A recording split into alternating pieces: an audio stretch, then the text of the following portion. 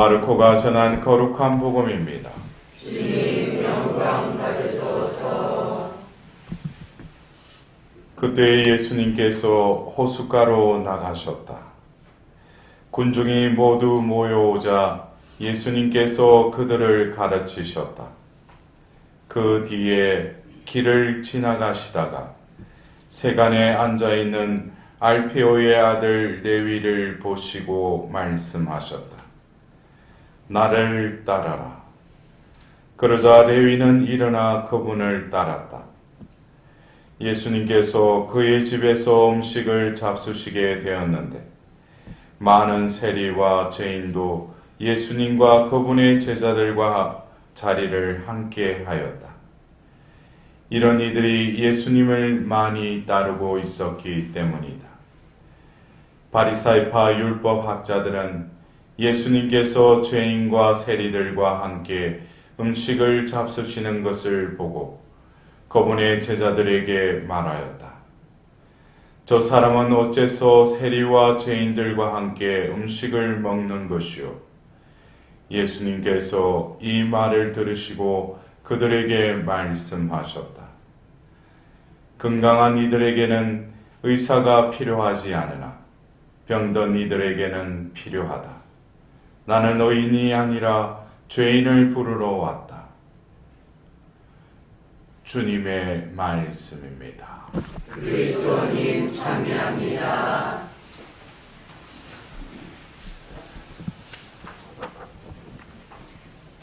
오늘 우리가 들었던 사무엘 상근 9장에 하나님께서 사무엘을 통해서 사울을 이렇게 부르시는 장면이 나옵니다. 그리고 오늘 복음을 통해서 예수님께서 또 복음을 전하는 중에 또 세간에 앉아있는 그 레위, 우리가 알고 있는 마테오를 부르시는 장면이 나옵니다.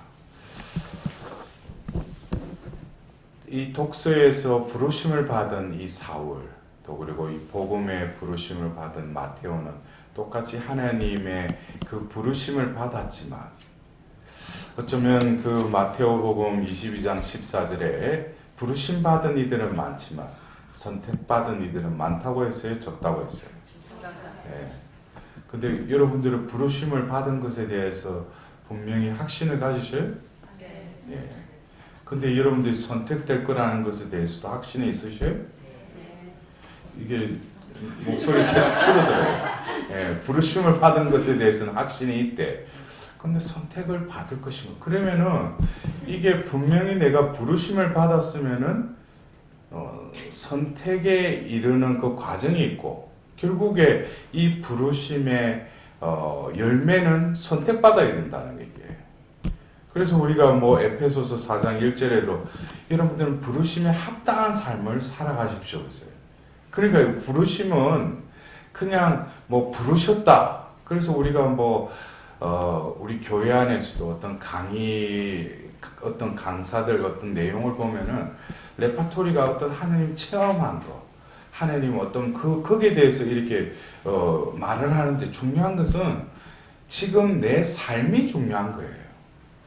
그때는 하나님이 나에게 또 그런 어떤 사랑과 당신의 어떤 현존을 드러내셔서 내가 회개하고 하나님을 또 믿는 삶을 시작했는데 중요한 것은 거기에서 내가 하나님의 부르심으로 인해서 하나님이 또 합당한 삶을 살도록 하나님께서 은총을 나에게 부어주셔서 내 현재의 삶이 어떻는가 거기까지 이렇게 점거를 해야 된다는 거예요. 그냥 과거에 어떤 거기에 머물러 있으면 안 되죠. 내가 그것으로 인해서 내 삶이 어떻게 변화되었는지 거기까지 우리가 또 하나님을 점거해야 되는 것입니다. 그렇다면은 오늘 우리가 말씀 전례에 등장하는 이 사울, 또 마테오, 결국 하나님께서 그를 쓰시기 위해서 그들을 부르셨잖아요. 한 사람은 이스라엘의 왕으로, 그리고 한 사람은 복음사가로, 결국 사도로 부르신 것이죠. 그러나 이 사울은 결말에 가서 결국 다윗의 등장으로 인해서 또 다윗이 골리앗을 또 이기는 그 사건을 통해서 또 주위 사람들이 하는 그 노래 소리를 듣고 자기 안에 잠재되어 있던 열등감, 여러 가지 부르심 받을 때도 숨어 있었던 어떤 그런 부분들도 보면은 그 인성적인 부분, 이런 부분들이 결국 하나님의 그 은총이 분명히 임하더라도 그것을 담는 그릇의 어떤 결함으로 인해서 이제 하나님이 그 사무엘을 통해서 기름을 부으면서 결국 입신을 하죠. 신이 임하시죠. 영이 임하잖아요. 그러나 그 영이 결국 나가고 사탄이 들어오죠. 그래서 우리는 무슨 부르심을 받고 하나님께 부르심을 받은 그것으로는 만족해서는 안 된다는 거예요. 결국 우리가 선택에 이르는 그 과정은 어떻게 보면은 하나님의 은총이 나에게 작용할 뿐만 아니라 또 그 은총이 이루고자 하시는 그 열매를 맺을 때 결국 그 부르심은 나에게 어떻게 보면 영광으로 하나님께 온전히 바쳐질 수 있는 것이죠. 근데 오늘 그게 어떤 부르심과 선택이라는 그 과정 속에 예수님께서 오늘 마테오 레위를 부르시고 나서 그 뒤에 장면이 바로 그의 집에 가서 식사를 하는 장면이 나오잖아요. 근데 이제 그 시대에 유대인들이 볼 때 죄인이라고 하는 사람들, 세리도 동족의 어떤 세금을 또 그렇게 하는 그 죄인의 부류에 속하죠. 그래서 그 바리사이들이 볼 때는 그들이 또 예수님이 그들과 함께 식사하는 걸 보고 왜 세리와 죄인들과 함께 음식을 먹는 것이요? 이거는 율법의 죄인들과는 같이 식사를 하면 안 되는데, 그러면서 예수님이 오늘 그 의사의 비유를 들면서 나는 병든 이들을 위해서 왔다. 그리고 더불어서 나는 의인이 아니라 죄인을 부르러 왔다. 그러니까 우리는 분명히 이 부르셨을 때, 부르심에 합당한 삶을 살아가는 데서 이 부르셨을 때 나의 어떤 존재됨을 깨달아야 돼요. 그래서 바오로 사도는 고린도 1장 26절에 뭐라고 그래요? 여러분들이 하나님께 부르심 받을 때 어땠습니까? 지혜로웠습니까? 유력했습니까? 또 그렇다고 가문이 좋았습니까? 근데 하나님은 지혜롭다는 자를, 또 유력하다는 자들을 부끄럽게 하기 위해서 오히려 어리석고 힘없는 자를 부르셔서 그들을 통해서 하나님을 드러내심으로써 세상에 지혜롭다는 슬기롭던 자를 부끄럽게 만드신다는 거예요. 그럼 결국 우리가 부르심을 받았다라는 것은 하나님의 자비라는 거예요. 우리가 병들었고 또 죄로 허덕이고 있는 우리들을 부르셨다는 거예요. 왜? 예수님은 구원자이시니까. 그러나 내가 의인인 척하고 내가 잘났어, 내가 자격이 있어서 하나님이 나를 부르셨다, 예수님이 나를 부르셨다. 이 사람들은 뭐예요? 첫 단추부터 잘못 깨는 거죠. 내가 하나님으로부터 부르심 받았다. 그 부르심은 결국에는 뭐예요? 구원으로의 부르심인데 그 구원을 받으려면은 내 자신이 죄인이고 지금 그 세상에 어떤 어둠에 허우적거리고 있는 그 구렁텅이에 빠져 있다는 것을 내가 인식을 해야지 구원자의 손을 의식할 거 아니에요. 나를 그 자리에서 건져줘야지 이분이 구원자가 될 거 아니에요. 근데 나는 그때 하나님 부르실 때 나는 세상적으로 잘 나갔고 어느 지위에 있었고 그것은 하나님 보실 때는 너가 세상적인 견지에는 잘 나갔을지 모르지만 하나님 볼 때는 뭐예요? 너는 죄 속에 파묻혀 있고 네 영혼은 병들어 있는데 하나님 때가 되어서 너를 부르셨다는 거예요. 그래서 우리는 그러한 부르심 받았을 때의 그 존재, 그 양상을 우리는 깨달아요. 내가 죄인이었구나. 내가 영혼이 병들었는데 예수님이 나를 부르셨구나. 그렇다면 그 부르심에 합당한 삶이라는 건 뭐겠습니까? 이제는 그 하나님, 예수님을 통해서 베풀어 주시는 그 자비를 입었다면은 이제는 내가 내 존재됨에 대해서 깨달았다면은 이제는 뭐겠습니까? 그게 합당한 삶을 살아야 되겠죠.